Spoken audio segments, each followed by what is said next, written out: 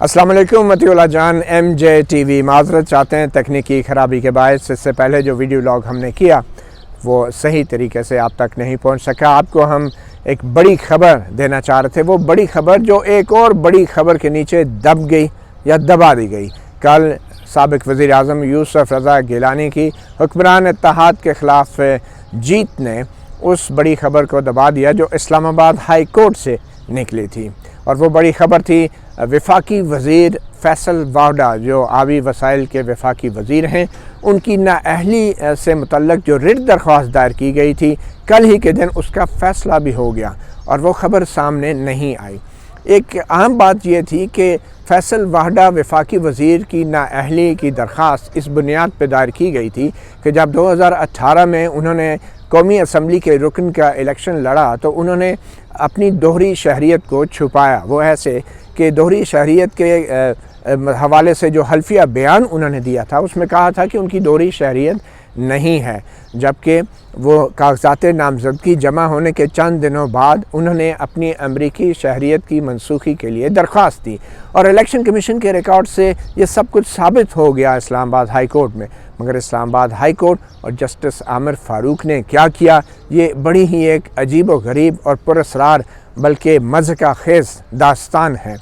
1.5 साल तक Islamabad high court में जस्टिस आमिर फ़ारूक ने बार बार तारीखें दी और 1.5 साल का अरसा गुजार दिया। वफाकी वज़ीर फैसल वाहडा जो एक झूठा हल्फिया बयान मुसद्दक़ा तौर पे दे चुके थे, वो 1.5 साल तक न सिर्फ ये कि कौमी असम्बली के रुकन रहे बल्कि वफाकी वज़ीर भी रहे। और फिर उन्होंने 3 मार्च को, क्योंकि कल ये आखिरी समाअत हुई, तो 3 मार्च को उन्होंने सेनेट का इलेक्शन भी लड़ा कराची से, कौमी असम्बली के अंदर सेनेट के इलेक्शन में अपना वोट भी कास्ट किया हुक्मरान जमात को, और फिर बड़े आसान आराम से वोट कास्ट करने के बाद एक इस्तीफ़ा इधर इस्लामाबाद हाई कोर्ट में भिजवा दिया। और इस्लामाबाद हाई कोर्ट ने ये फ़ैसला किया कि चूँकि अब वो इस्तीफ़ा आ गया उनका, वो कौमी असम्बली के रुकन नहीं रहे और किसी अवामी ओहदे पर नहीं हैं, तो इसलिए इस्लामाबाद हाई कोर्ट जो है रिट दरख्वास्त पे किसी ऐसे शख्स को अवामी ओहदे से नहीं हटा सकती कि जो पहले ही अपने अवामी ओहदे पर नहीं था।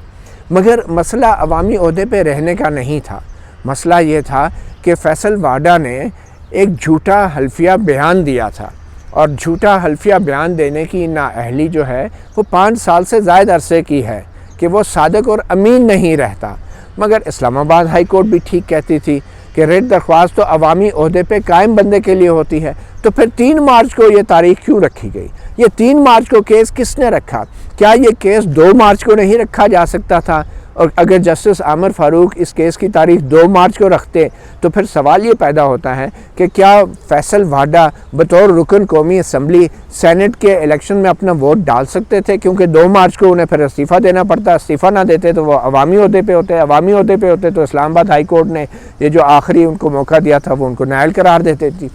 तो 2 मार्च को ये तारीख़ नहीं रखी गई। ये किसने रखी? जस्टिस आमिर फ़ारूक ने रखी, इस्लामाबाद हाई कोर्ट के रजिस्ट्रार ने रखी या चीफ जस्टिस ने, जिसने भी रखी, लेकिन ये तारीख़ 3 मार्च को रखी गई। अब 3 मार्च को ये तारीख़ समाअत रखने का क्या फ़ायदा हुआ फैसल वाहडा को? फैसल वाहडा को ये फ़ायदा हुआ कि 3 मार्च को उन्होंने इलेक्शन कराची से लड़ा सेनेटर का,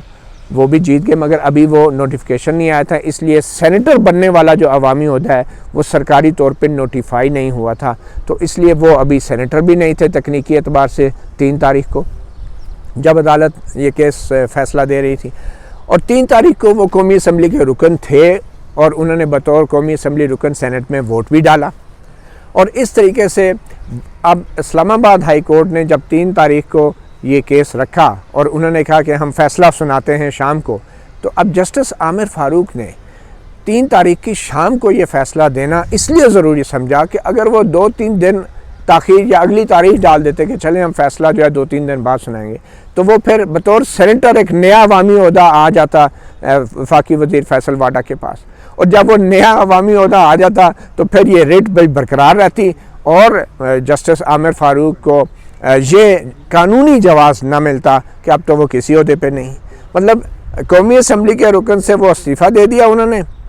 और फिर सेनेटर का भी उनका अवामी ओहदे का नोटिफिकेशन हुआ नहीं था, तो बीच में ये ज़रूरी हो गया जस्टिस आमिर फ़ारूक मुअज़्ज़ज़ जज के लिए कि वो फ़ैसला दे दे, क्योंकि अगर ज़रा ताख़ीर हो जाती और वो नया अवामी ओहदा सेनेटर का अगर फैसल वाडा को मिल जाता तो फिर इस्लामाबाद हाई कोर्ट को कानूनन जो है कोई डिक्री देनी पड़ती, क्योंकि इलेक्शन के रिकॉर्ड से साबित हो गया था कि फैसल वाडा ने झूठ बोला है अपनी शहरियत के हवाले से भी, और उन्होंने हल्फिया झूठा बयान जो दिया है वो सिर्फ ये नहीं कि 2018 के इलेक्शन में कौमी असम्बली से नायल हो गए, बल्कि वो सादिक और अमीन नहीं रहे, जिसके बाद वो आइंदा भी 5 साल तक इलेक्शन नहीं लड़ सकते। तो ये एक बड़ा ही अजीब मजाक हुआ। 1.5 साल तक इस केस को चलाया गया। जस्टिस आमिर फ़ारूक ने अपने कोई 8-10 सफ़ात के फ़ैसले में कुछ वजाहतें दी हैं कि ये केस ताख़ीर का शिकार क्यों हुआ। उनमें एक कोविड का वबा थी कि कोविड की वजह से डिले हुआ, फिर एक वजह ये दी कि ये मामला असल में इलेक्शन कमीशन में भी दायर कर दिया गया था, और ये वजह भी फिर जस्टिस आमिर फ़ारूक ने दी कि चूँकि ये मामला अब इलेक्शन कमीशन में है तो रिट दरख्वास्त तो अवामी ओहदों के लिए होती है। अवामी ओहदा तो 3 मार्च की शाम को कोई नहीं था फैसल वाडा के पास, तो हम तो इस पर कोई फ़ैसला नहीं दे सकते, तो इलेक्शन कमीशन तय करे। अब इलेक्शन कमीशन में भी चंद माह जो ये केस पेंडिंग रहा वो भी इस्लामाबाद हाई कोर्ट को देखते रहे कि इस्लामाबाद हाई कोर्ट ये फ़ैसला करेगी कि फैसल वाडा जो है वो नायल है या नहीं है, उसकी दोहरी शरीयत है या नहीं। वहाँ पे भी काम रुका रहा, और इस्लामाबाद हाई कोर्ट ने ये कमाल किया कि 3 मार्च के दिन तारीख रखी और 3 मार्च को ही फ़ैसला सुना दिया, और फैसल वाडा साहब अब एक और अवामी ओहदे के साथ सर उठा के झूठ बोल के झूठा हल्फिया बयान दे के एक बार फिर वजारत के लिए तैयार हैं, और सारी नज़रें अब इलेक्शन कमीशन की तरफ हैं, क्योंकि इस्लामाबाद हाई कोर्ट ने कहा कि हमने तो जब इसका फ़ैसला करना था तो कोई अवामी ओहदा नहीं था, वो तो रिज़ाइन कर दिया उन्होंने, और रिज़ाइन इसलिए किया कि अब उनको नया ओहदा मिल रहा था, सेनेटर बन रहे थे, 6 साल के लिए सेनेटर बन रहे थे। तो ये किया इस्लामाबाद हाई कोर्ट ने, जस्टिस आमिर फ़ारूक ने, और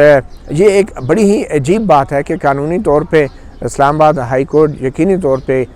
किसी अवामी ओहदे पे कोई शख्स ने अगर रिज़ाइन कर दिया तो उसके अवामी ओहदे से वो उसको नायल या निकाल तो नहीं सकती, वो बात ठीक है, मगर फिर ये 1.5 साल तक इंतज़ार जो किया गया और फिर फ़ैसला सुनाने में जल्दी की गई कि कहीं 4 मार्च आ गई तो नया सेनेट का ओहदा मिल जाएगा फैसल वाडा को, तो फिर भी वो अवामी ओहदेदार बन जाएगा और फिर भी हमें फ़ैसला सुनाना पड़ेगा। तो शाम को और रात को यहाँ पर ताख़ीर से फ़ैसला जारी करके अपने हाथ झाड़ लिए गए। बड़ी ही एक अफसोसनाक बात है।